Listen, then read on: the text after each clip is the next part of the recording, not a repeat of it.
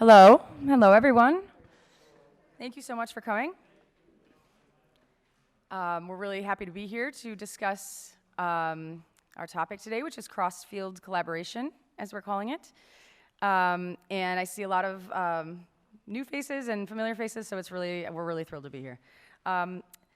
What we're going to do is we're each going to introduce ourselves, and then we'll talk a little bit about the research. You know, I'll give you sort of the main points of the research, and especially topics in the research that we're going to talk about here today. But I really do encourage you either grab a hard copy. We have a few hard copies here, if anyone would like that, or to check it out online because there's so much more that we're not even going to be able to get to today. So please, and as we're talking, please think about any questions you might have because we'll take some questions at the end as well. So my name is Sarah Stonbely. I am the research director at the Center for Cooperative Media. I have been there for about 6 years. I wrote a paper in 2017 called Comparing Models of Collaborative Journalism. And this was really sort of coincided with the Center for Cooperative Media's, the beginning of our collaborative journalism program. And since then, we've been trying to really stay at the forefront of what's happening in collaborative journalism.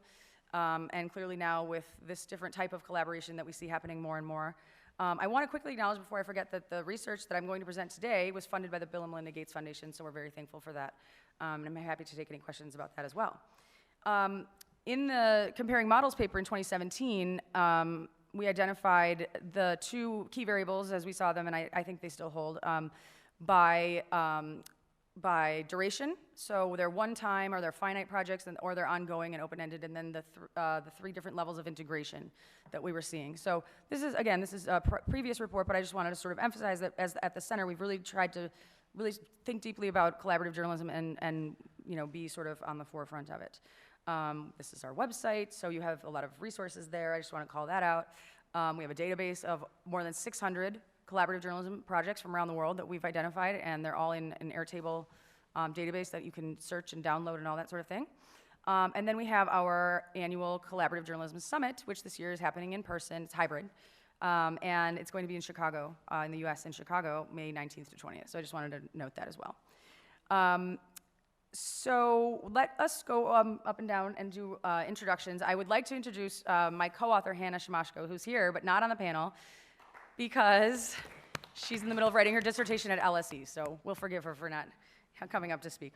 And it's not in the same order, but you want to just go down the row and introduce yourselves? Hi everyone, good morning. So my name is Jose Miguel Calata. I am a freelance journalist now based in Berlin. And I also work with Arena for Journalism in Europe, where I have been leading for a while a project we call the Arena Housing Project, which is not a single collaboration, but rather a collaborative network we've been working very hard to develop, and which involves mostly journalists.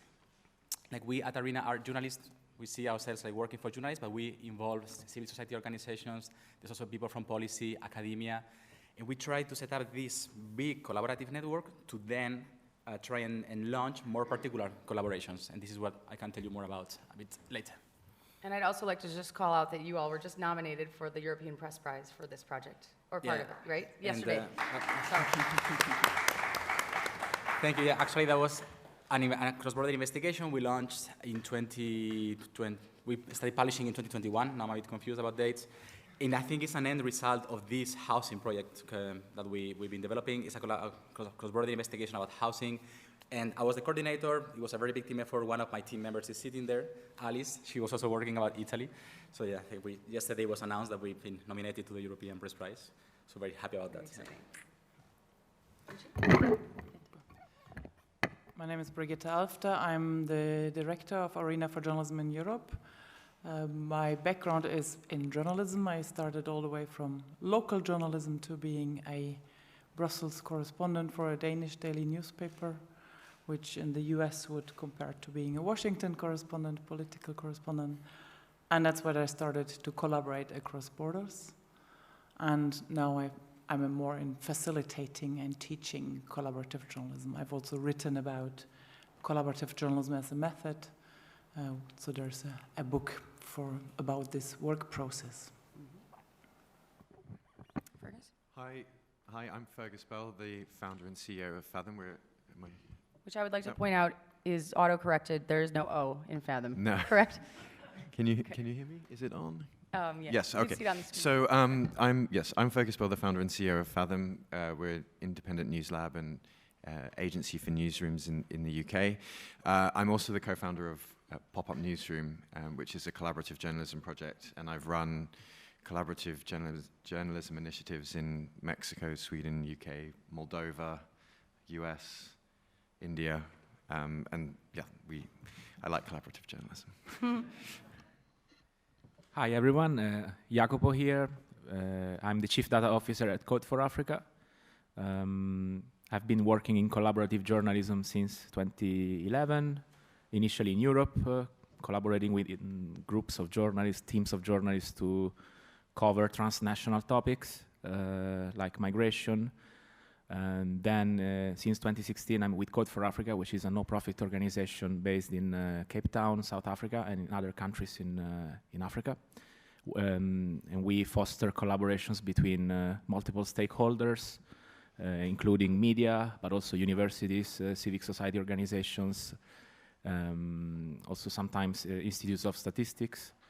I'm specialized on data journalism, and it's quite natural to kind of consider data journalism as a collaborative effort, multidisciplinary, cross-cutting, and kind of I'm trying to make my best to facilitate this process in the projects I work in. And yeah, happy to be here. Great, yes. Thank I'm you. so thrilled to have you all here. So before we get too far ahead of ourselves, I wanted to define Crossfield Collaboration. And it's not like forwarding.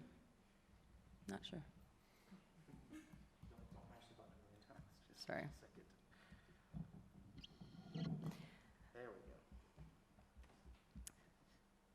Great. Thank you very much. Perfect. Okay. So might help to define it first, right? So we define Crossfield Collaboration as a partnership involving at least one journalism organization and at least one civil society organization. Usually an advocacy organization, but not always. Jacopo was just mentioning universities and other types of organizations that will partner with journalism, and those are included. We actually started out looking just specifically at NGO journalism collaborations and realized very quickly that there's so much more happening in terms of this type of partnership. So thus the cross-field element, right? So it's not just NGOs, it's not just advocacy, but it's journalism working with all of these different types of organizations. And I think it's important to say that almost, I'm sure there are exceptions, bless you, maybe not, but they work together to produce content in the service of an explicit ideal or outcome. And so that's like kind of a key difference between between collaborative journalism and cross-field collaboration, to my mind. It is similar in many ways to collaborative journalism, which collaboration between two or more journalism organizations.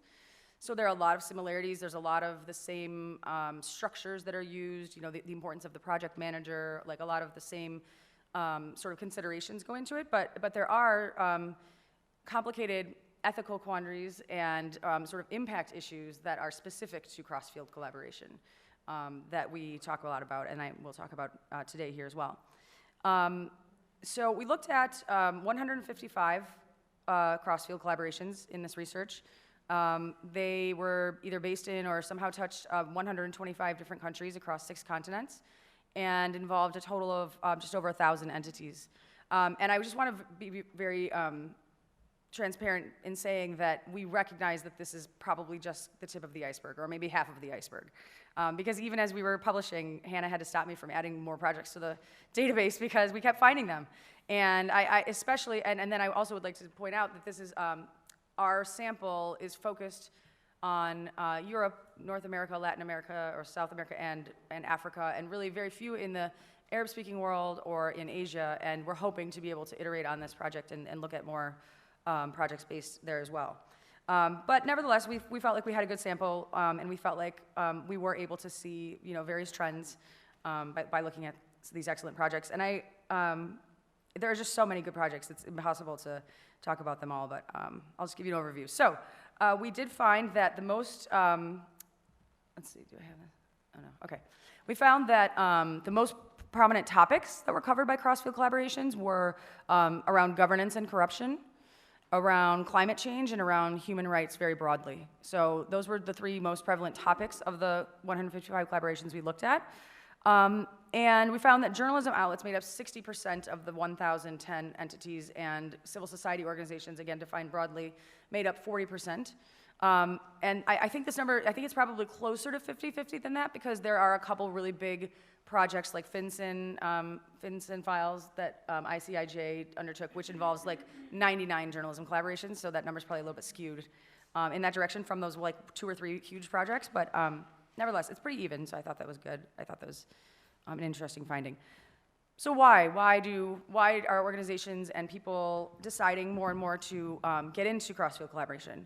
And we had, after speaking with people, 52 interviews, and the surveys that we put out, and the field scan, we think that, it's pretty basic, it's pretty simple, but it's nevertheless, it's like important to call it out. So information producers, broadly, CSOs and journalism can no longer rely on the usual methods of getting things out, right? With social media, with WhatsApp and Signal and all these other ways that people are getting information, you cannot count on your story or your findings, being seen by the same cross-section of people who used to see it. So one of the things that Crossfield Collaboration does is it brings in people like Jacopo, like Fergus, like all the people on this panel who can take that story and turn it into like an interactive multimedia video or graphics or whatever. So that's like one of the big benefits that we think these collaborators enjoy. Second, the resource constraints coupled with the increasingly complicated nature of investigative stories, right? I mean, you think about Paradise Papers or any of these sort of cross-border, transnational, data-driven projects that are so complicated, and it really just requires a bigger team, specialized skills, and supplemental human power. Third, there is increased desire for impact from investigative journalism. We'll talk about both of these things throughout. But I stated differently, there's an increasing impatience with the lack of impact, right? When you put all those resources into a project and nothing happens, right, it's very frustrating, and it's like, why are we doing this? So cross-field collaboration tends to make impact more likely because of the addition of the civil society organization, who can spread it out to their networks and push forward the policy changes in a way that journalists wouldn't do. So those are the 3 big drivers, we think, of this increase in this type of project. So I want to also just very quickly call out give a big shout out to Heather Bryant, who worked on this project with us very closely. Samir Padania did the field scan. There's several people, we mentioned them, but I just wanted to take time to acknowledge those people as well. What I'm gonna do now is go down the panel in whichever order you all want. We can just start with you, Jose, and great. And have everyone you talked a little bit about the housing project, but if everyone could just talk a little bit more deeply about one specific cross-field collaboration that you've been involved in, just to give everyone sort of a sense, really, of what these look like as they're playing out. Yeah, thank you, Sarah. And I really encourage you people to have a look at the report. I read parts of it. It's actually really, really interesting. And in our case, yes, I said we wanted to develop a collaborative network where particular collaborations could grow off. And we came up with the idea, early 2019, we too at Arena organized a conference which focuses on collaborations. And that year we were going to focus on housing. And then when preparing the track, we realized there were many journalists across Europe doing great work on housing, but who didn't know of each other. But then we also realized there were like these civil society organizations doing research in similar ways to journalists, and also there was no communication. I mean, forget about collaboration. There was often not communication between them, when in theory we shared the same goals. I mean, at least generally speaking, because these organizations, they really want to impact policy in a more direct way. In theory, we journalists want to inform the public conversation, but anyway, we identified and also academia, as I mentioned in our case. There was also academic research, very interesting. Again, no communication. Forget about collaboration. So we said, great opportunity to bring these people together. At the very least, make them know each other, make them know of each other, make them share data, contacts, information. At the very least, that. We thought that could be already a success. And then from there, we could try and grow. And I could talk a lot, but my colleagues have like super interesting things to say, so I may focus two very small examples. We try to develop online infrastructure to make this communication and then collaboration happen. We also wanted to do in-person things, but then COVID happened. And several well, we have several tools. Probably the most active is a mailing list. Something as simple as a mailing list has been working very well. And this is already interesting because most people in the mailing list, and it's around 250, are journalists, freelancers, staffers, journalists, and then maybe I would say 20% of the people are working on civil society organizations. Yet they are the most active ones, more than journalists. Most of the communications come from this minority. And also when they reach out to me privately to ask about the list, or can I share this with the list, or can you tell the list, mostly it's also these organizations. And then my take is that, yeah, because you have people who work on this, their job is this outreach, this, if you want, PR in a very big sense of the expression,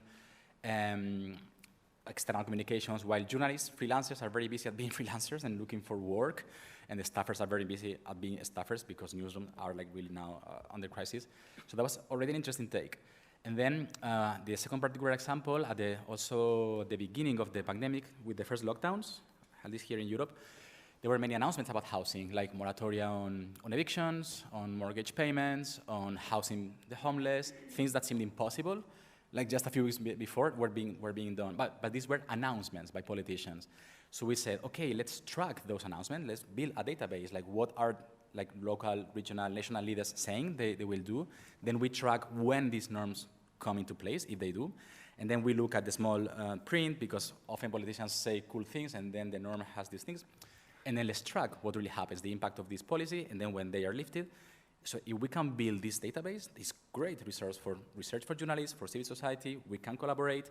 So launch the idea in the mailing list. I reached out to people who were most active. Everyone loved the idea. We started something as simple as a spreadsheet, compiling, because we have people all over Europe. Everyone speaks their language. Everyone can track the things happening in their own place. And great success at the very beginning. Many people collaborated, but mostly, again, from civil society, maybe because they are, again, more used.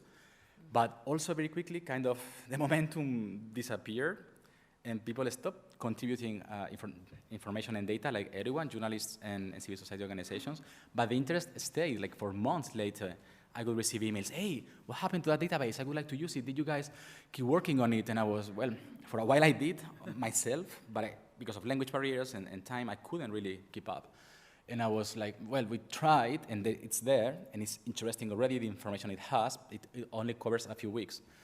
So, yeah, I've been talking lately a lot about cross-border collaborations, and I have this presentation in which I say huge opportunities, huge challenges when journalists collaborate. And now I have a slide about cross-field collaborations, and I say greater opportunities, really, to collaborate, but also greater challenges. Because we all speak English, yes, but we don't speak the same languages, we don't have same expectations, even when we think we do. We talk, we assume we are understanding each other, but I've realized like we mean different things. So we have to make a big effort to be very explicit. We can talk more about that. I would argue for having clear governance documents, everything in writing beforehand, because then there can be like really problems along the line. But then I would love to hear my colleagues, and then we can chat about all this. Perfect. I'd like to tell you about an old example from when I started collaborating with journalists across borders and with civil society.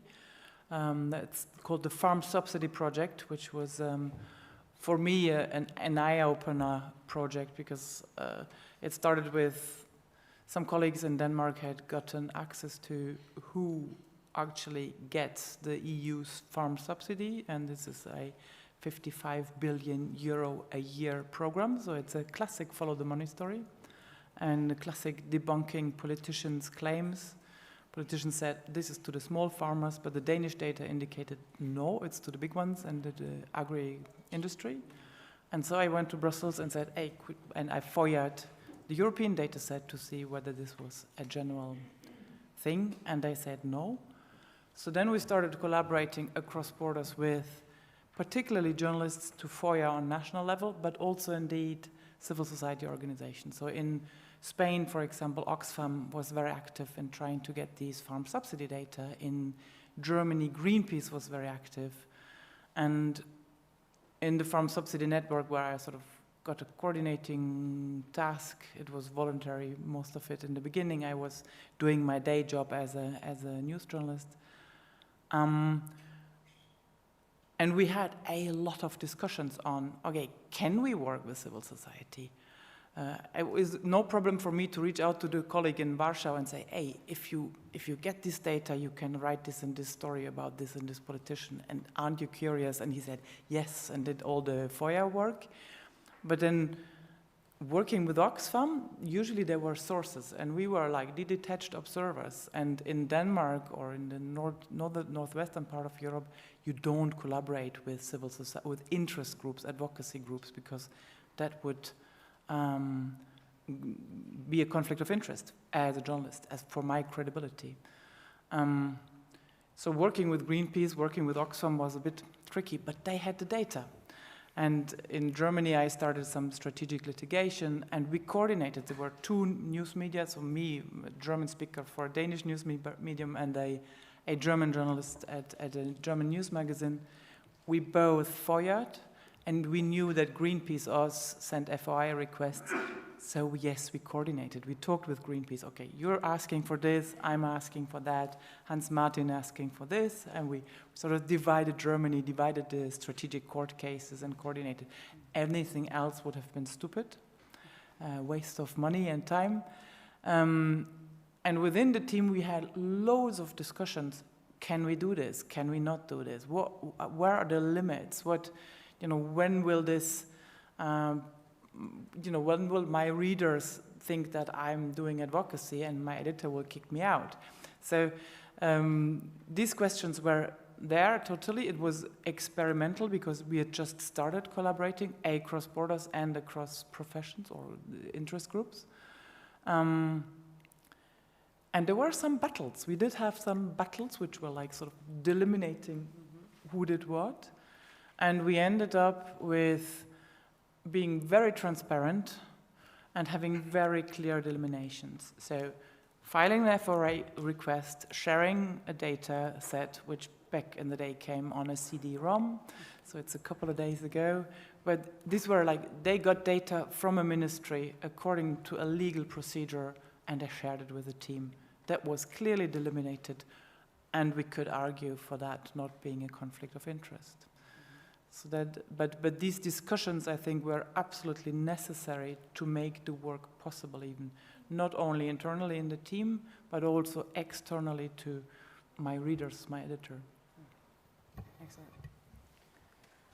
So, Pop-Up Newsroom is a framework for collaborative cross-field collaborations, and so I'm sitting in a slightly different position because the report describes Pop-Up Newsroom as a journalism support organization, which basically is us enabling some of these collaborations to happen. Now, Pop-Up Newsroom's kind of mandate or ethos or motto was innovation, collaboration drives innovation. And what we wanted to do each time with Pop-Up Newsroom was create a framework that was shareable with the next Pop-Up Newsroom project. So what that meant is when we started doing something in the UK, we took those lessons and we took them to the US, or we took them and then we took the next lessons to Sweden, and then we took the next lessons to Mexico. And so we were always building on this. And what that allowed us to do was work out exactly how you can make partners work together and how you can get over some of those challenges, because we'd done it before and we knew what worked and we knew what didn't. And some of these projects had a very tight turnaround, which meant we couldn't learn the challenges as we went. We could predict what was going to happen and we had solutions for that. So one of those projects was Verificado 2018, which was a huge cross-field collaboration around the Mexican presidential elections. And I think it was more than 100 journalism and civil society organizations that formed part of that partnership, which is an incredible number of partners to work with over an election period. And I can talk about it a bit later, but we were really strict on the kind of structures for management of this process, and creating kind of inner circle partners who were really involved, who had a lot of say, then kind of next level partners who just wanted to kind of put some stuff in, take some stuff out, and then other partners who just wanted to observe and take stuff as well. And that was all fine, but everyone knew how that would work for them, and their expectations were managed. And this had incredible impact because we were able to produce content to directly meet the challenges of misinformation on WhatsApp that were spreading during the election. And we designed the project to meet the challenges on WhatsApp by creating content to be shared back onto WhatsApp. And one of the most exciting things was that we broke WhatsApp as part of that process, which then got us the attention of WhatsApp, who wanted us to, who helped us work out how to do what we were doing at scale. And we believe we genuinely had impact on the election because candidates started interacting with the initiative.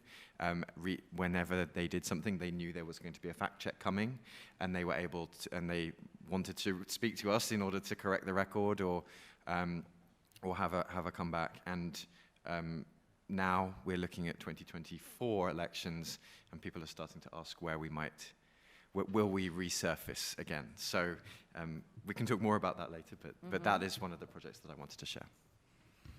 Perfect, thank you. Okay, so Code for Africa has been working in the continent for about 10 years and has been focusing on cross-field collaboration since the beginning. I would say that data journalism itself is a cross-field impact story in a way, because data often comes from civil society organizations, then it needs to be kind of cross-checked by statisticians or technical experts that come from other organizations. So the actual ingredient of data journalism sometimes is the fruit of cross-field collaboration. So data journalism, as a consequence, is also by definition cross-field. But yeah, Code for Africa, for example, worked in the Congo Basin, just to give you a tangible example of what this means from our perspective. Back in 2020, we made a project in the Congo Basin, where there is one of the largest rainforests in the world. And we collaborated with two partners. It was InfoCongo, which is a network of I would say activists and journalists who focus on deforestation issues in the Congo. There was Global Forest Watch, which is an initiative by the World Resource Institute in Washington, D.C., which is a global database of deforestation issues in the world. They capture it using satellites. They kind of cross-check satellite data with field reports made by activists, by citizen journalists who kind of flag deforestation issues in the database. And then there was Code for Africa, which was playing a facilitator role and filling the data and tech literacy gaps that kind of emerged in the process.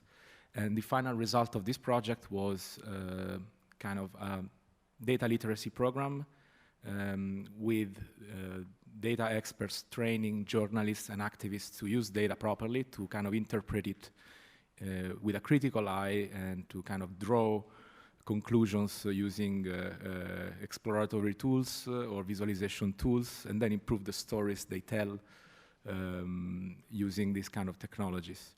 And number two, there were the actual stories. So Code for Africa kind of selected the best pitches that were filed by the participants of the program and gave them sub-grants to support their field reporting in the Congo. And this resulted in a set of stories that were published by local media in the Congo, but also Burundi, DRC, Cameroon, and Rwanda and Uganda. In some cases, these stories were made by teams of journalists who came from different countries. So we tried to kind of break the borders and translating also the stories in multiple languages. By doing all this, we put together a network that was not a purely journalism network, but it was cross-field and also cross-skill, meaning that in this network, we had technologists, designers, journalists, and activists. And all of them were kind of extracting value from the partnership, which I think was kind of the secret that made this project work. You know, everyone who took part of this found it useful, and as a result of that, I think the impact was amplified. Imagine if these people didn't collaborate, then their impact would be smaller. They wouldn't have had the tools that the others provided in the partnership, during the partnership activities. It was not a short project. It took more than 6 months. And I think everyone kind of was very happy about it. And then there is this kind of sustainable network effect that also emerges from cross-field collaboration, which can be as easy as a friendship between a journalist and an activist to kind of collaborate in the future, or a relationship between a developer from one country, a designer from another country, and then a group of, or a team that comes from a newsroom for a third country. So all this is value and all this is impact. I think it's really important to, to invest money and time on this kind of collaborations. Yeah. That's great. Thank you all so much for those specific examples, because I think that really helps, it kind of puts it in the real world, right? It kind of puts this work in the real world. And I heard of a couple of themes that we discussed in the paper. We'll discuss some of them here, kind of recurring as you all were speaking. One is the importance of structuring the relationship, whether that's having the inner circle of people who make the decisions and everyone knows where they are in those concentric circles, or having something written out ahead of time where, it's like very important that this is what we're gonna do if this happens. Funding, of course, is always an issue. And that's something we didn't really get into very deeply in the paper, because we really wanted to just get a sense of how, sort of the breadth and depth of this phenomenon, but it is certainly an important consideration. It does come up. Neutrality versus advocacy, of course, impact, and then the importance of different specialized skills that are brought to the table with cross-field collaboration. So I think that's great. I would like to get a little bit more deeply into, and for the next sort of 15 minutes, if everyone can just jump in, as you feel. I would like to talk, because this is something that inevitably every single person I talk to about this research, it comes up, the tension between, journalistic objectivity or neutrality and advocacy, and how you all negotiate that. What are your thoughts on it? One of the conclusion that we came to throughout our interviews was that, well, a couple things. Number one, journalists from the global north, very broadly and generally, who are probably more likely to have come up in the tradition of objective journalism, worry about this tension much more. But they still participate in cross-field collaborations at an equal rate to their colleagues in the global south. Mexico is has just a very dynamic field of journalists and civil society organizations who are working together all the time, as you discussed, Fergus. And so we thought that was really interesting. But so the journalists who do sort of stress about this have found ways. And Brigitte, maybe we'll start with you, because I know you've thought very deeply about this, and found ways to both structure their work and practices so that they are able, the journalists, to keep an arm's length, right? If they are worrying about appearing partial, because of the affiliation with advocates, and then also the way that journalists who are concerned about it talked about it, I thought was like a very sort of, they were very conscious of, several were very conscious about, pushing the boundaries in the way they talk about it. So I thought, and that's important too for changing practices and stuff like that. So do you want to start? Happy to. Yeah.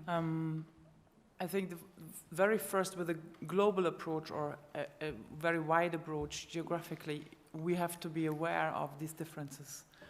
They're massive, and journalism, as well as civil society activity, happens in a context. And when we collaborate, we need to be aware of each other's context, both as journalists versus, or collaborating with civil society or collaborating with academia, but also in different countries, different cultures. And this is super important. It's too big a question to answer in a short panel, because you have to... It deserves its own separate paper, really. dive really deeply into the cultures. And as journalists, we can turn easily to culture studies. Journalists haven't collaborated across borders so much. Well, 20 years ago, we started developing these, experimenting with these cross-border collaborations. But then when I wrote my book, I interviewed journalists, obviously, who had done it.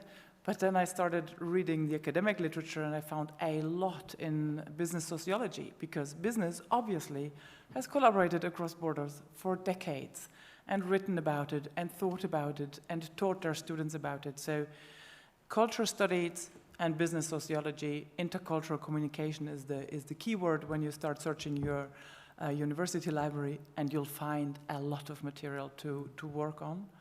And you can then break that down to your part of the world. So this is just sort of a bracket. Be mindful of cultures. When we then come to journalism and civil society, and here I think of civil society as advocacy group, interest organizations, more so than academia, because journalists, academia both have this, in my part of the world, which is Northern Europe, have the interest in being observers, fact-checking, being detached, not being too involved, or if or when we get involved, we are transparent about that. I mean, you talk with anthropologists who are doing field work as participant observers, they're transparent about it, they have methodologies about it. So this transparency is an important aspect of it. But what I also thought is, we must be aware of our roles. Any good collaboration, any good friendship, any good relationship, if we know who we are and we know who the other is, it makes everything much easier. So being aware of our roles, I'm the journalist. I may not be an activist, not only because it's against the ethos of my Danish journalism, and my editor would fire me, but it's also, this is me, this is what I want to do, this is how I've developed. And so why should I be an activist when there are excellent activists around who have, I mean, activism, advocacy is also something that you practice and learn over a lifetime. So why should we compete?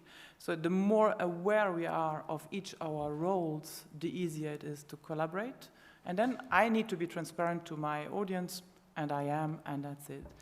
And when we are aware of the roles, we can also start thinking about a chronology. So what I've seen quite a bit when in these collaborations is that civil society organizations, advocacy groups say, yes, we need to have the information before you publish, and then we do it at the same time, and no. So I think like, hey, why do you behave like a competitive journalist, right?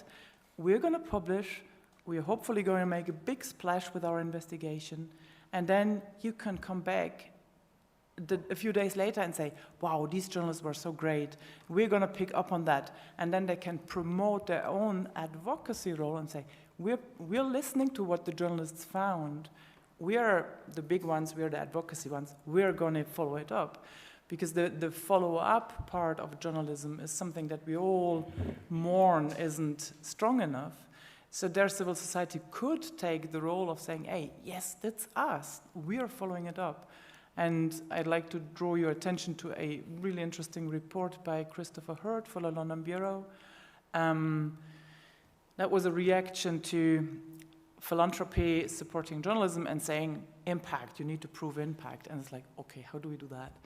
And he went and took 4 or 5 investigative publications that made a big splash when they were published, and then looked at what actually happened and reverse engineered. So what happened from the moment of publication until the moment when a law was changed or a court case was opened or so. And he said, journalist publishing, revisiting it, so following up journalistically, following up, not giving up, and then civil society or politicians taking over. And the moment civil society advocacy groups took over, then things went. Mm-hmm. And I think this chronology and the role understanding is an important element. I'm glad you brought that up, because that when we were talking during the interview, it crystallized everything for me.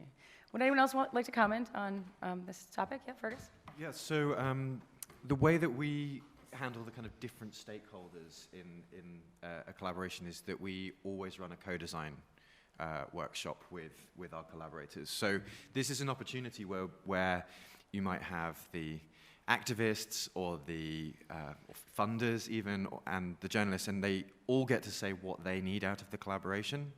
And then we have a process for working out how everyone can get what they need. And a journalist might say, well, we need the editorial independence, or we need to create separations in there. Everyone gets to understand the process that we have to go through. Everyone understands why that group needs that thing. And then we work together to find a way to do that. And that has been really effective in quite a lot of collaborations. We're helping facilitate a collaboration in Africa at the moment with fact checkers there and the WHO and other institutions. And we've created kind of editorial separation, but also the thing that we've been able to kind of break down is the access. So each party has greater access to each other, and there's a trust element in there, and they understand the parameters for their interaction, and it's allowed us to create fact checks around vaccine misinformation and cut down the days from the time from days to hours, because everyone knows exactly the process and the reasons why certain safeguards are in place. Yeah. Did anyone else want to? Yep. I want to make sure we get to impact, because I know that's something that we want to talk about as well in questions. Yeah, quickly myself, because I think this fits well between what they just mentioned in our case. So two things then, like while we were developing this collaborative network, so I was developing the contacts, introducing people to each other. I was the one with the overview, so I knew that these journalists here could benefit from meeting these activists there because they had been working on the same thing. And that was already more challenging than I had anticipated, because again, we believe we mean the same things by words like collaboration. Like, do you like to collaborate? Everyone says, yes, I like to collaborate. But then I also realized these general differences. There are many individual exceptions, but generally speaking, in Europe at least, the more to the north you go, the more clear journalists especially have this idea of, yeah, I can collaborate with an activist as long as this activist is a source, nothing else. So yeah, I can collaborate with them as a source, and they talk to me. The more you go to the south, my home country, Spain, Greece, I guess Italy, Portugal, generally speaking, there are exceptions, but well, generally speaking, they say, yeah, sure, I can collaborate with them, I can sit down with them, we can work together. So collaboration, the word collaboration already means different things. And that leads to a lot of misunderstanding, because we all use the word collaboration. So then, realizing those things, then we start planning this investigation that we ended up launching. It's also interesting because it was about data, and data is also another opportunity, because we all speak data and we all see the spreadsheets, and data are data for activists, for policymakers, for academia, for journalists. Well, no, because we mean different things, and especially we want to do different things with those data. And when planning and in the end launching the investigation, we were under time pressure, money pressure. And to be honest, I saw potential in trying to involve civil society organizations, or again, even academia, in the investigation, but I saw also so much work to be done there beforehand that I went to my tribe, and we organized it among journalists. Because also there's an interesting difference between us, with Arena and them. Like, we are journalists. Like, I think you guys play an interesting role of mediating and offering some kind of neutral or impartial platform or place where journalists and activists, let's say, can talk, but we are journalists already. And that's also an interesting thing. And then when the investigation, it was all journalists, but to get funding, we got funding from the Rosa Luxemburg Foundation in Germany. This is a political education foundation with a clear policy goals of affecting policy. But we thought like the idea was aligned when it comes to housing.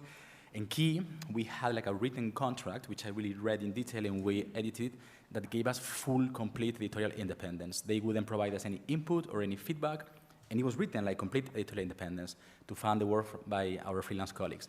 And that was super problematic. And there was one colleague who had been involved, a journalist, in planning the investigation, and he said, I can't accept this, and he quit. We had to find someone else. And again, it's like, generally speaking, there was this difference, like the more to the north, the more to the south. And some people were very concerned, because we also had like two colleagues who were not journalists. They had been doing research with advocacy policy organizations, and some of our media partners were really, really uncomfortable with that. And they said, we can't touch or police any data that they bring us. We need to verify every, as I said, the spreadsheet, every row ourselves to say that we did that. Because otherwise, they have like a policy agenda. We don't, because we're journalists.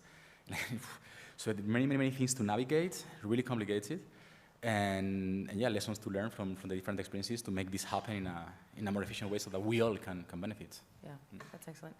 Jacopo, I wondered if we could skip to impact and you could talk a little bit about that. Is that? I would like to introduce how we defined it in the paper, and then have you comment on it. So we thought that there's so many ways to talk about impact in journalism and collaborative journalism, and there's like a new way for it seems like every paper that's published there's a new way, and I'm a huge proponent of using someone else's system just to have it tested out, refine it if we need to, whatever. But we didn't find one that we liked, so we made our own. And on the left you have the various impacts that we saw happening from the collaborations that we looked at. So we felt it was important to distinguish like sort of individuals from individual politicians. We thought it was important to distinguish external organizations that were also not political institutions, and you can see there, or you can see in the paper. And then we thought also, I was observing that there impact that is, at first we were saying positive and negative. And I didn't like that because it's like, well, positive for whom, negative for whom, right? It depends which side you're on of any sort of issue, right?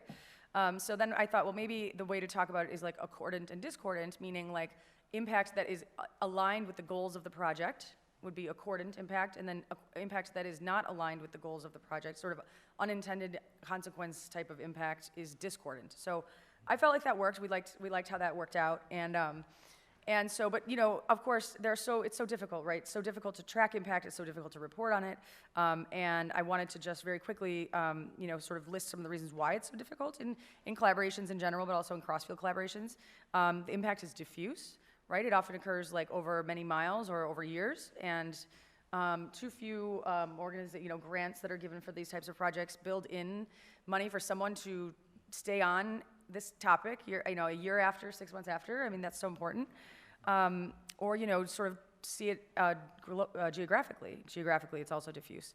The impact data are often qualitative, so it's very difficult to programmatically track all of the mentions in a newspaper or sort of individual anecdotal impacts and stuff like that, right? So it's like it's like a lot of manual labor to do that. And then third, the organizations involved in the collaborations may have different impact measures, may have a different priority for tracking impact at all.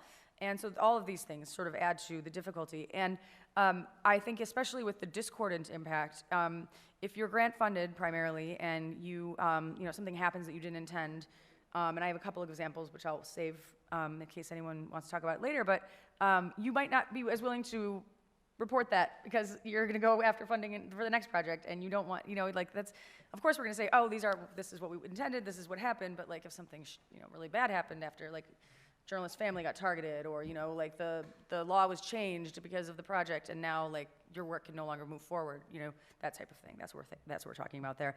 And in the paper, I do fill in the examples. I just shortened them so I could put them all on a slide. But we do see that the two most common accordant impacts that are reported are impact on organizations external, like businesses are shut down, something like that, or impact on political conditions. So this is like your policy changes and all that sort of thing. But I want to ask Jacopo, like how, when you're working with all these different types of organizations, in Africa or wherever you're working, your project is based, how do you run into any of those issues? Have you thought about that, or does that come up in any of your projects? That's for sure. I mean, impact is complex, meaning it's multi-layered, as you say, and each organization has a different agenda, different priorities, and then often organizations have multiple donors or multiple stakeholders who kind of shape the idea of impact, what's impact and what not. So you need to kind of, first of all, create an alignment among the stakeholders, make sure that they kind of extract value and see value as they invest into the partnership. That means, for example, for Code for Africa, a very important impact is knowledge sharing. So everything we do should kind of result into more knowledge shared among the stakeholders. In our opinion, this is something very important because it can kind of be seen as a sustainable impact. If you kind of break the silos among technologists and journalists, for example, and you let them talk and you let them build a trust relationship, for us that's an impact story. Yeah. Obviously, we don't know if this will also generate one of these other impact stories that you put here, because it could happen like 1 year after or 2 years after, Right. as part of another project that we are not even part of. Right. Right? So for us, it's very important to keep this principle in mind that we want to create connections and let the knowledge circulate among different fields and flow from one person to another or from one community to another. And it's kind of inspired by the open source movement of coders and developers. We kind of get inspired by that all the time. Yeah. We release the source code of what we do, and we believe that this can generate more impact when done. And I would say that's probably one of the most difficult types of impact to track or to measure, is like knowledge gained by another collaborator. I mean, that seems like but it's so important. Yeah. Fergus, you look like you wanted to say something, and I would just like everyone to think about, if you have any questions, we have about 9 minutes left, so if you have, after. I'll summarize my No, thoughts in 30 seconds here. But one of the, collaboration drives innovation was our, innovation through collaboration was our motto. Yeah. And so coming out of Pop-Up Newsroom in Mexico, each of the partners, the core partners, further developed the project like in their own organization afterwards. But also what we were able to do is, for the next project in India, we brought one of the lead partners from Mexico City to Delhi to talk to the next group about what they were doing. And we actually had someone working on our Swedish project get funded by, I think, CEDA to participate in the India project for 3 months. So they were able to awesome. cross-share. From now we're back into kind of doing collaborations again, maybe in person. We are making sure that we are adding a line for an impact manager in our budget, so that is always thought about at the beginning. And in terms of impact for like funders, that co-design process that we go through, we set out why we should be doing something and what impact there is going to be because of this, and then we go to the funder. Rather than we go to the funder and say, what would you fund? Right. And so it's really then difficult for a funder to come back and say, well, but that's not going to really work, or we've worked with everyone here to design the thing that we believe from all the stakeholders will have the impact, and this is what we need funded, and they hate it, but it kind of works. Well, and it's a lot of work to do up front without knowing that you might get funding. I mean, I feel like that's. Oh yes, I mean some of the things don't get funded, but we at least know that they will succeed. If they do. I wanted to. You reminded me of 2 other organizations, Bureau Local, and Miriam Wells. I had a wonderful talk with her, and she's one of the first, I think, impact manager or impact has the word impact in her title. I think one of the first in the world in this space. And then Data for Change, who Stina's here, and Bronwyn. We had a lovely interview with her as well, and they're doing really. I mean, there's so many amazing people who could be on this panel. Is doing such good work. So I was really inspired by this project. Are there any questions? Yes. Yeah, I'm wondering. You mentioned that there was collaboration with many NGOs. There's also mention of trying to collaborate with academia and then not being a smooth ride. Do you have any examples of successful collaboration with academics within the journalistic project? Yeah. The question is, can anyone give an example of a successful collaboration with academic partners? Who wants to take that? Brigitte? There are quite a few. My current favorite, and as there come more, there will be others, but currently my favorite is a collaboration between a journalist from Le Monde and a French institute to further digitalization in society, and a British university about conflicts of interest in scientific papers. So basically the idea is to scrape scientific papers, particularly those that are concerning toxics that affect human health, because that's the beat of this journalist at Le Monde. And they build massive scrapers. They work with lawyers on how to get access to these scientific papers, where they only scrape the title, the abstract, the name of the authors, and the conflict of interest declaration. And then they work with that. It's a multiple-year project, but once it's up and running, it'll be extremely powerful because we know how scientific papers are used in policy making and arguments. And it's not published yet. It's ongoing. They spoke about it at the Data Harvest a year and a half ago, I think. But this is the kind of projects where journalists and scientists really collaborate. And then they create a data set, and they will ask very different questions to the same data set. Anyone? Yeah. Just very quickly, one that has been published about science, academia and journalism, very quickly. It was in Flanders, in Belgium, and it was academia, I think also policy, journalists. In English, it's called Curious Knows. You can find information in English, and also they used citizen science, let's say, because they distributed many sensors to measure the quality of the air among people, like a lot, to get many data points, and they were involved since the beginning, and I think it was a very successful project. You can find information online in English. Yeah, so that's great. That's another great example. Lara.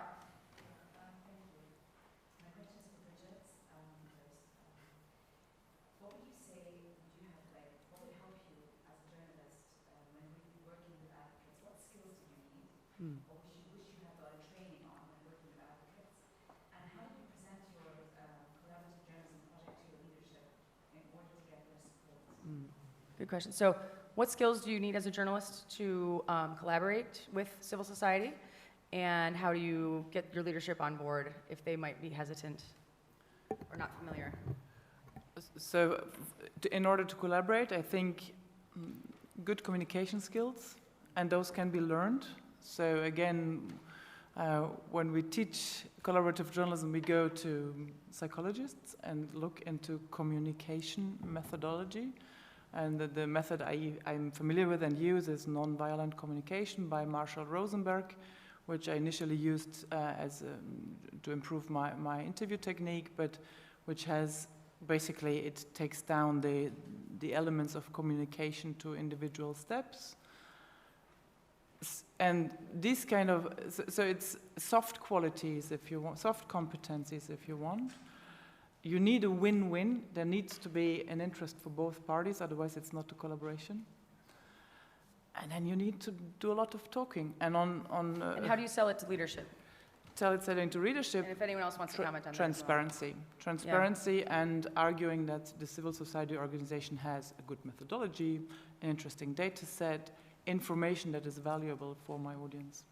Anyone else want to comment on that? Or we can I know we have a couple other questions. Yeah, go ahead. Well, then we'll go to you. Yeah. I think I'd like to ask you if you've seen any difference between short-term collaborations on specific projects or investigations and more longer-term or permanent collaborations in terms of challenges or effectiveness or the dynamics between it. Yeah, good question. Are there any differences between shorter, like maybe very specific project-based collaboration, Crossfield Collaboration, and longer, sort of more ongoing? Jacob, you're shaking your head. And then I can try to answer this one. Yes, there are differences for sure. I believe in longer collaborations, to be honest, which is often a challenge because grants or projects tend to be very short and they might not be renewed all the time. But I think that's why I was talking about knowledge sharing and kind of trust relationship building. And the example of Data for Change, for example, is an evidence of this. You can create projects, but then you can create a community, and it can be a cross-field community. It can be a network of activists, journalists, designers, technologists who keep in touch after the project. So you can actually try to build, short-term impact and, do what you're expected to do with your current project and grant, and then in the process, you're kind of building a sustainable, longer-term community of people who respect each other, who trust each other, and who can kind of come up with new ideas in the future. And that's more impact on top of the short-term impact. I want to make sure we have one more question and we have 1 minute. So I just wanted to get to your question if you would like. All right. You mentioned that it's important to share the results amongst all partners. Now, how do you deal with confidentiality? In many countries, that's an issue of journalism privilege. how do you deal with confidentiality and in terms of sharing results and sharing data, Fergus? So for some of our collaborations, we have editorial agreements and paperwork in place ahead of it, where people are going to agree to that in advance, or they're going to go into the collaboration knowing the answer to that. Also, for our pop-up newsrooms, the outcomes are open, so you're agreeing to something that is going to be shared in advance. Wonderful. Anyone else want to comment on that? I think we're pretty much at the end of our time. Unfortunately, this has been so great. Thank you all for joining us.